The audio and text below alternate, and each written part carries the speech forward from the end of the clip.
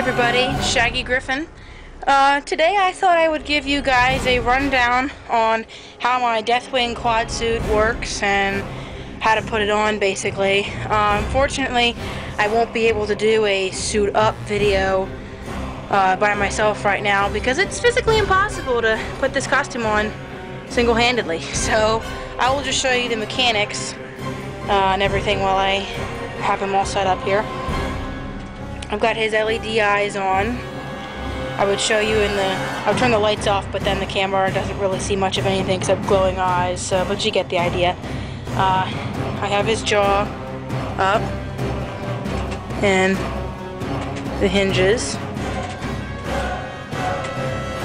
So it looks like he's nodding, and then the bounce of the whole costume moves his jaw.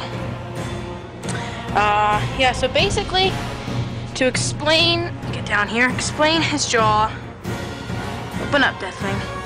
You can see right here, there's a spring connected to these cables that run through the bottom of his jaw and hook up there in a rivet my dad made with some plastic.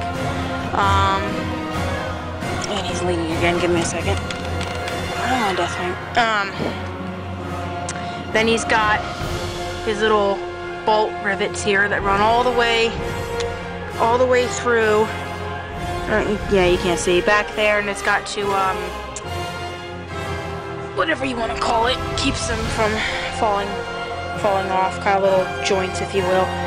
And then he's got some serious damage from Oticon. Moving him was quite the task. I thank Kono and Vulpix with all my heart. If it weren't for them, he wouldn't have gotten any daylight, and this project would have been almost like a just big money pit.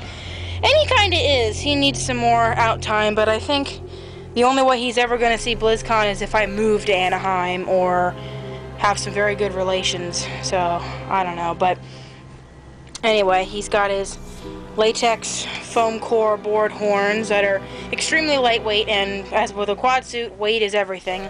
Unfortunately, Deathwing is he's got so much weight to him, especially in just the head, from all the mechanisms and the detail and the fact that I used plaster wrap on his spike things up here, that his head is really heavy. But honestly, when I get in this costume, the weight is evenly distributed on a harness in the back that you can't see right now that makes it feel like I hardly have anything on at all. He really is comfortable.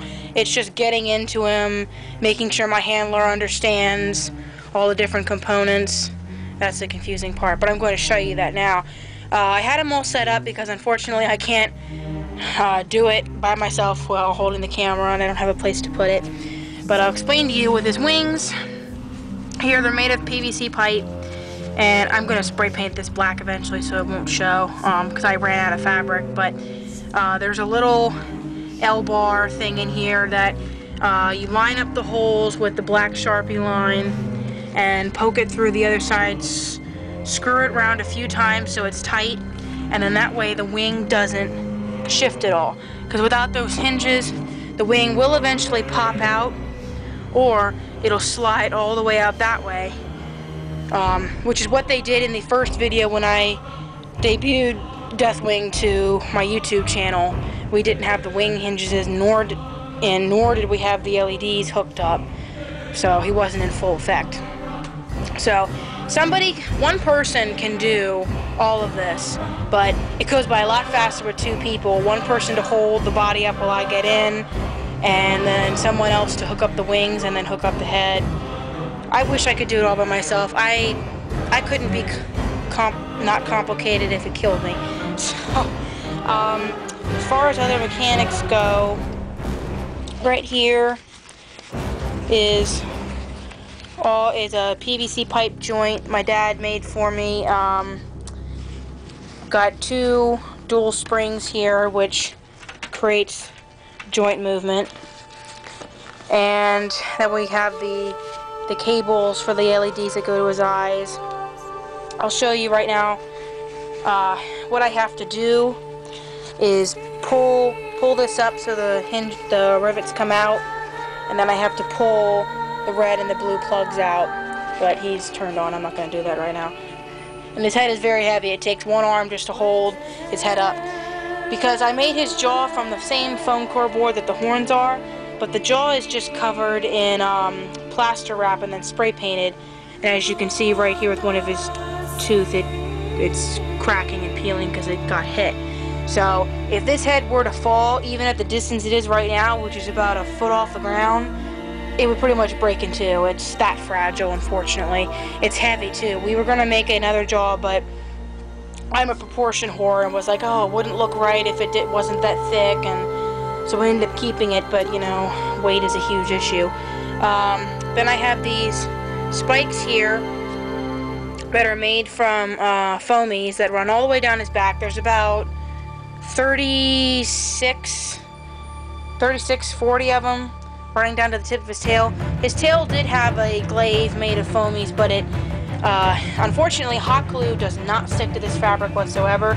E6000 barely adheres to it. This fabric is like, it's the best thing ever. I mean, paint will stick to it. Acrylic paint is where I have all these orange markings, these dry brush dark markings, you know, on his wings. Puff paint and that will stick, but hot glue, like if you drip hot glue onto this or anything else, it'll peel right off. So thankfully, I don't have to worry about that. I don't have his arms on there or his feet. I was trying to get the suit to push up higher, but that I can't without him falling over. I had to redo it several times, but there are his feet that carved out have a outdoor sole on there. I need to actually goop them on. They were just hot glued really quick. Unfortunately, I never wanted to be one of those people who finished their costumes in the hotel. I wouldn't have been able to, but I was like a week from Otakon finishing this, because it was just one thing after another, and testing, and there was a problem, and fixing this and that. I didn't even have shoe goop, so hot glue was my friend, but right as I was putting on the costume, this stuff was peeling off, so I had to E6000 and I'll end up going back and gooping it, but ignore my horde tabard that I made. Yeah, it's pretty dark, but you can see his joint, his stilts that have a bit of a wrist joint to them. They're not perfect, but it was the first time I had even tried to do that. You know, you have it perfected. I need to know your secret. So other than that, that's pretty much everything as far as mechanics goes. This Halloween, though, I'm planning to stand out, instead of go anywhere, I'm going to stand outside my porch in the grass in Deathwing, so we get a lot of little kids and big groups that will circulate through our roads, so I will hopefully get some scares and entertainment, get him some more daylight, so to speak. So yeah, that's pretty much it. I will get some videos of that, and I also am going to be donating my time at the Light the Night Walk this Saturday in Drake, my recently completed fursona. So I will post a video, hopefully if I'm allowed to get some footage there, and I will post it up as it comes. Thanks guys, and I'm out.